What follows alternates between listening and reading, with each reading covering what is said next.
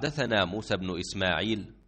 حدثنا عبد الواحد حدثنا أبو بريدة ابن عبد الله بن أبي بردة حدثنا أبو بردة بن أبي موسى عن أبيه رضي الله عنه قال: كان رسول الله صلى الله عليه وسلم إذا جاءه السائل أو طلبت إليه حاجة قال: اشفعوا تؤجروا، ويقضي الله على لسان نبيه صلى الله عليه वसल्लम ما शाء।